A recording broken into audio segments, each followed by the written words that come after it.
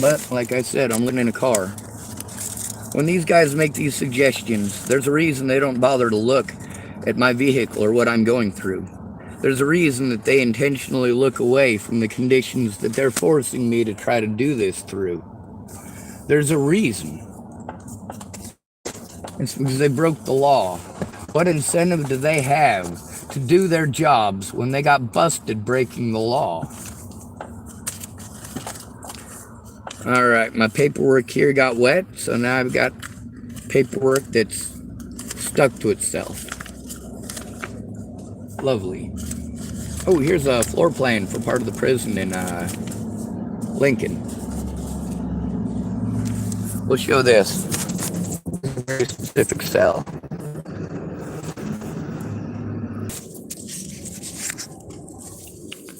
This shows, this is where I had my evaluation with a doctor, except it wasn't an evaluation with a doctor. It was a bunch of people who had been fucking harassing me, all standing right out here staring in at me while I've got to talk to this guy on a computer.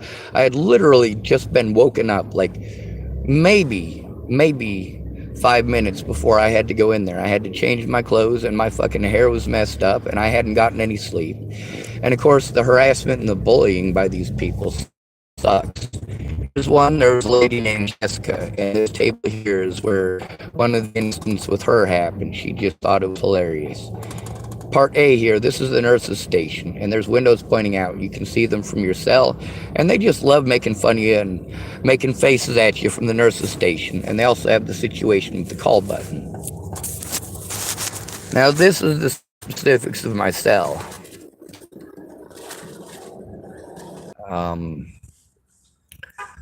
Obviously, it's pretty important to know what the hell's going on and why certain situations fucking with me. First, in the very beginning, you're supposed to have a shower. Well, they didn't allow me a shower. And then when I got to the SNF, the specialized nursing floor, there's no doctor there. It's just nurses and a security guy who's an asshole. And they just fuck with you. That's all they do is fuck with you. And you explain to them, hey, I'm in here for trying to turn in bad cops. Safe for court. Safe for your lawyer. They cut you off from even talking to your lawyer. I didn't get to talk to my lawyer till I'd been there almost 40 days. I was illegally prevented from going to court against Leslie Snell. They intentionally deprived me of an honest day in court. Leslie Snell and Scott DaCosta did that. They took part in it as well. I told the truth to help his friend out, and thank goodness I recorded it. I recorded my court date. Now the evidence with Leslie Snell and with Scott DaCosta and his co-workers that is recorded on my channel, it shows, along with the paperwork that they have, that they did knowingly, willingly, and intentionally commit multiple felonies against me in order to prevent me from turning in them and their co-workers and friends.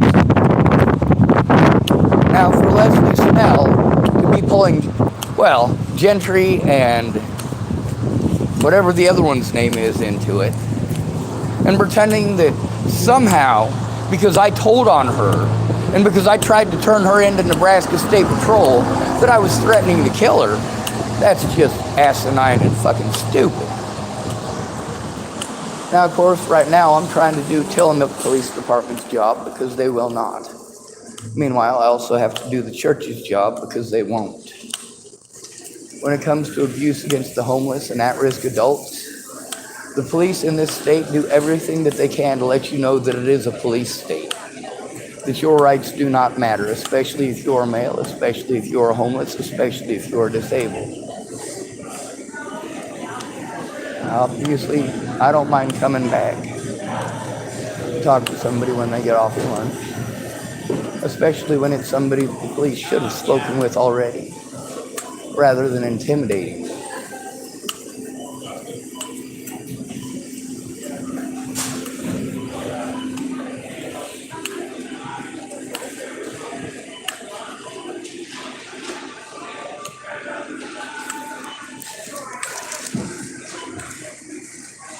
one of the witnesses here, his name is Jared Scudder. And another one, let's see if I can.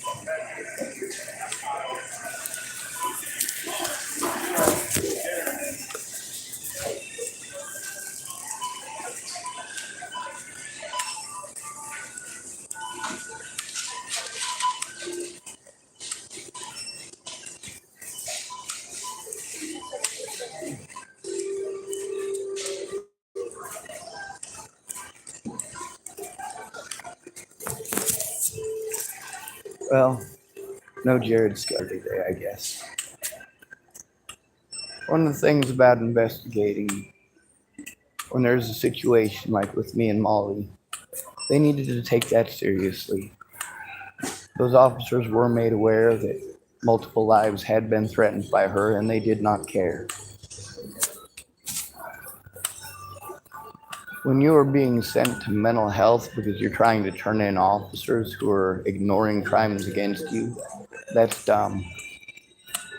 For at-risk adults in this country, it's horrible because we're only at risk when it benefits you to pretend that we're retarded.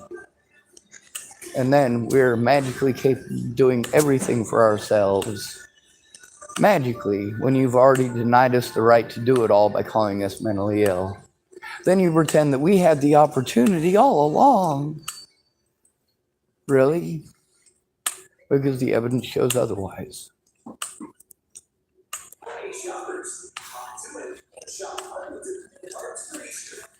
Now there's multiple recordings on here that, well, usually it's when I'm making a recording for my safety. And I run into one of these witnesses and speak with them for a few minutes. Turning it in is a major issue, though, because, of course, people got this idea that after saying that they'll help, after saying, hey, yeah, it is messed up, I was there, I did see it, it's not okay that that happened.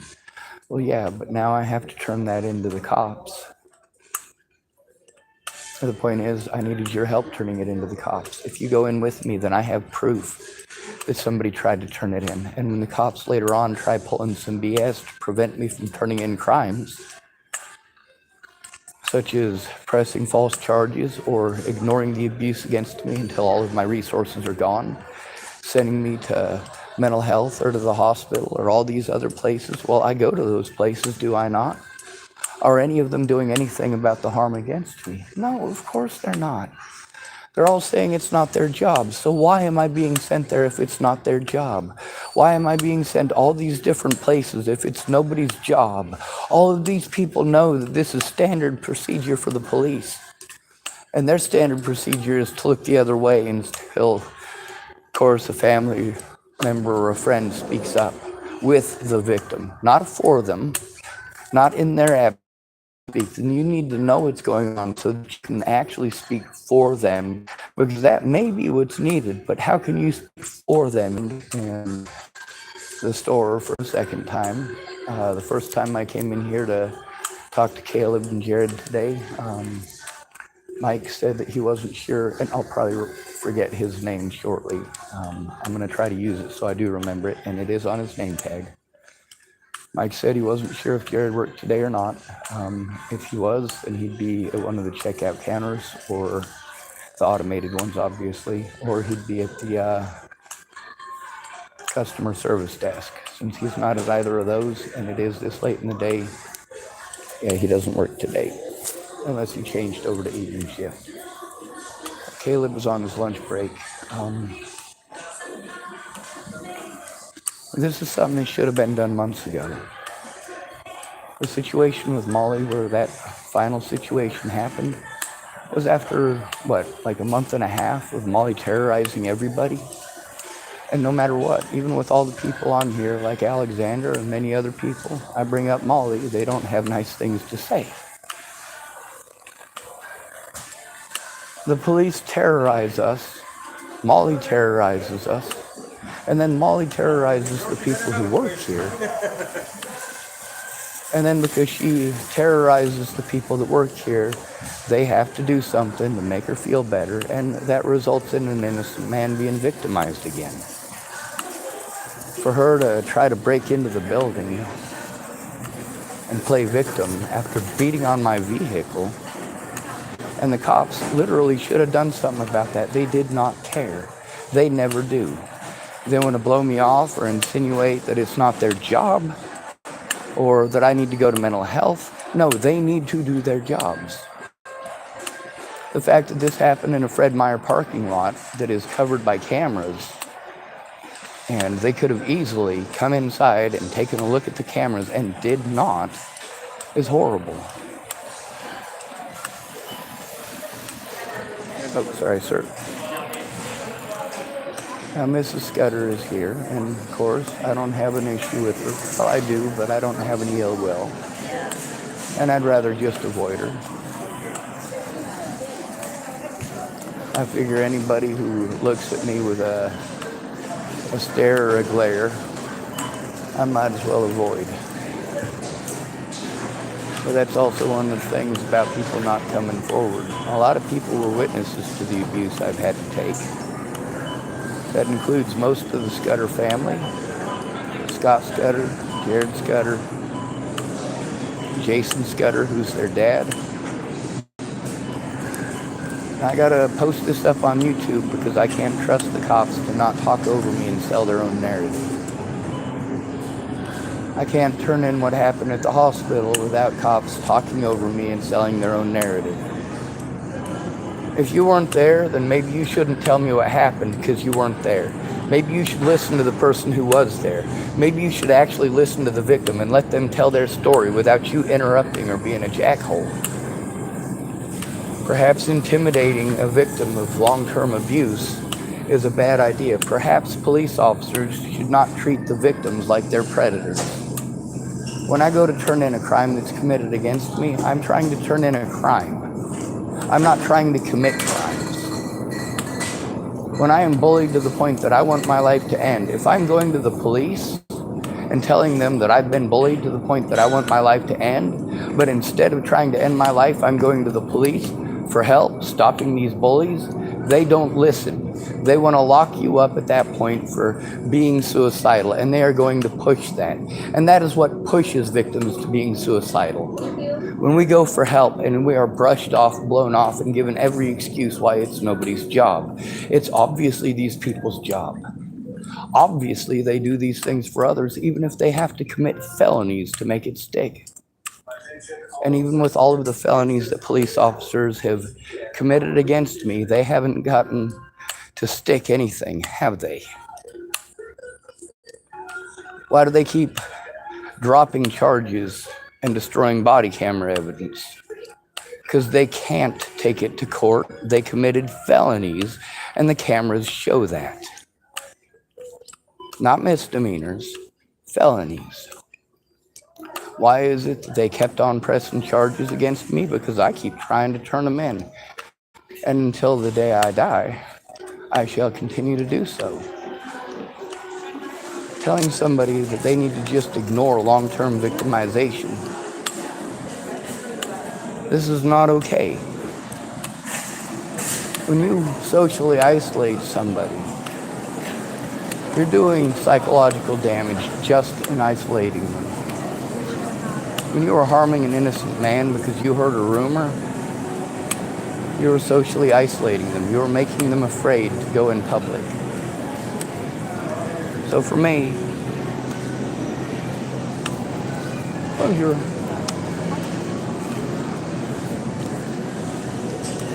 being stuck in public, having to do this without the resources to do so, having to waste massive quantities of money on what it is that I'm told I have to buy or purchase or get in order to get somebody's help. I can't just keep doing that. I'm not made of money. I live on a fixed income that is not even 1/3 of what it costs to actually have a place here in Oregon. There's also, there's a couple of people that I was hoping to be able to help out. Oh, Jared, worthwhile.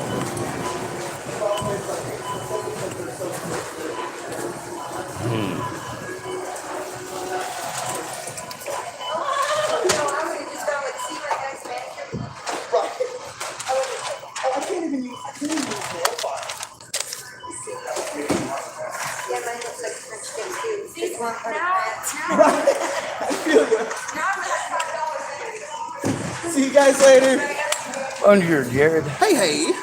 I'm still trying to do the cops' jobs for them.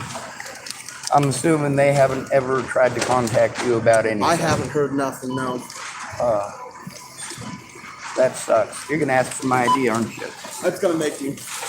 All right. Because it doesn't let me bypass. I came in to try to talk to you and also Caleb, because Caleb was a witness to some of that stuff. Yeah. And also, he's in grocery now, so. Yeah. Well, he was. Yeah, he should be back here. I seen him. Insinuated that I would come back after you. Here's my ID. Also, could I get a pack of whatever? I have to go to register one. Have the register to go get him. Okay. Well, with some of the stuff with obviously the only thing that I was pissed off about with your family was how long it takes to turn it in. The cops are supposed to come talk to you guys. Yeah. But they never did. Yeah. And as far as what they were telling me that you have to go in. So I'm going to you guys. You're telling me, well, with your dad, he had hunting season. Wrong one. Eventually, you know, that got old because, I mean, Molly was still doing her stuff. I still had to see her in all the places I'm told to go. But yeah, I mean, I got your number written down. Yeah.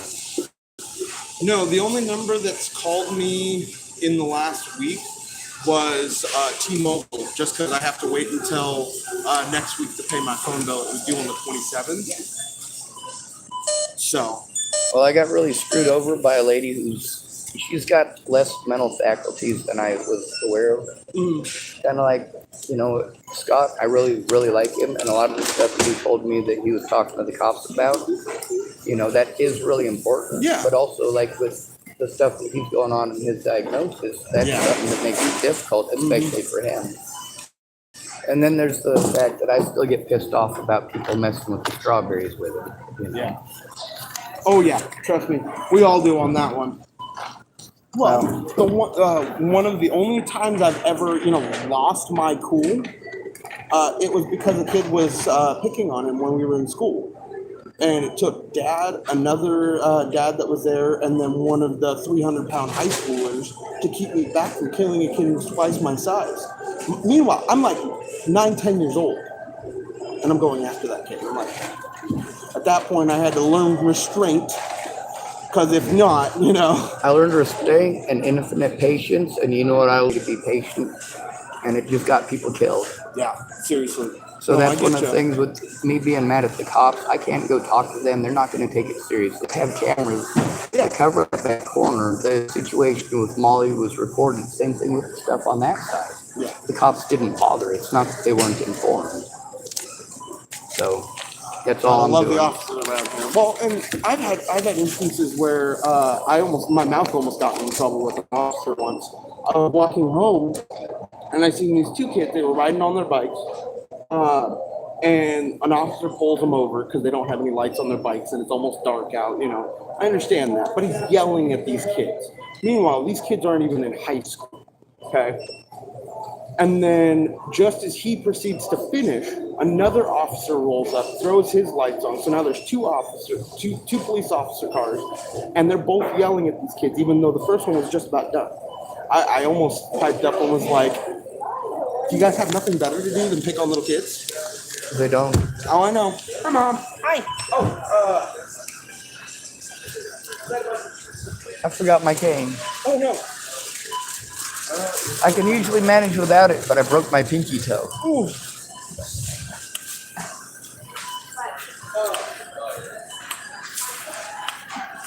All right, and then I gotta go to work.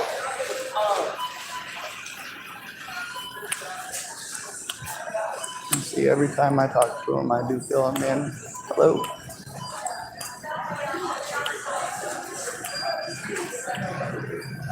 Miss Davies a real nice lady here. She's kind of sassy, which is entertaining. And she gets a kick out of me getting bossy with the machines.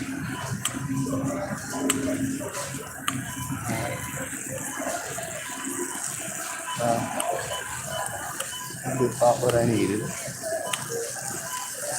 far as Caleb goes, that whole situation did result in a much more difficult situation for me. Sorry, sir.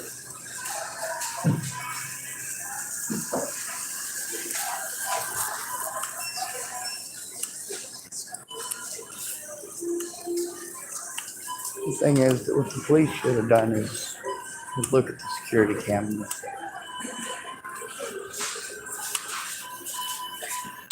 You know if Caleb's back from lunch yet? Who? Caleb? What's your name? Sean? Sean? I Yes, can ma'am. see. Yeah. All right. Like the grocery manager, Yes, Caleb? ma'am. Yeah. I mean,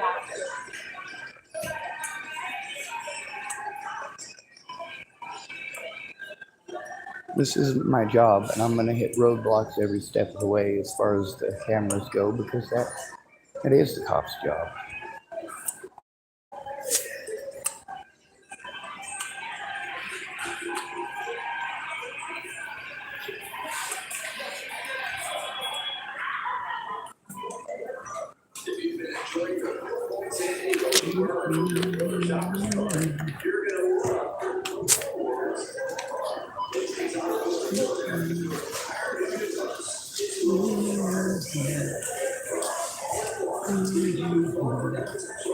he's gonna meet us in this aisle. Oh, thank you, ma'am.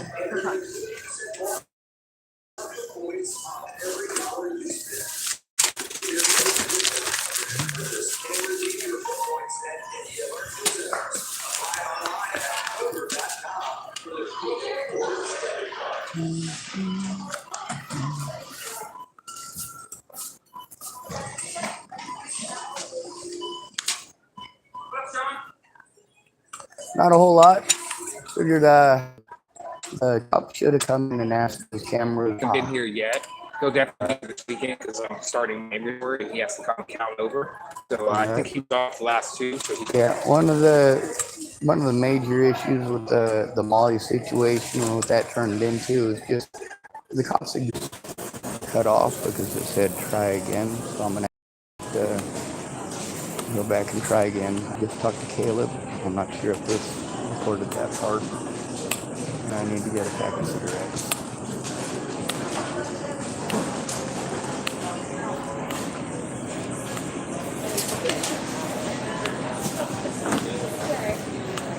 Well, Jared, Hey, it works, right? I talked to Caleb. He's going to check this weekend. What's up? I checked with Caleb. He said he's going to try this weekend. Okay. Thank you. Now, when it comes to getting some of my resources back. That's the part where I do have to be thankful for at least one of the scutters. She didn't have the time, and I knew she didn't have the time, and she told me she didn't have the time, and why. She didn't lie to me about it or misrepresent the situation, so I do have, well, a lot of thankfulness and a lot of forgiveness for Mrs. Scudder. The situation with the rest of the folks, I mean, it's not something where I wanted to post everything on the internet. I wanted to get something done about the issue. But when it becomes a situation where it makes life suck. When it come to turning in crimes, I just let it happen. Now, obviously, I don't hate any of these people. I'm very, very, very unhappy with the situation. And I do say very not nice things about those people too, don't I? Of course I do. There's a lot of people who won't hear the nice version, so I come on here and spout off the mean version. Yay.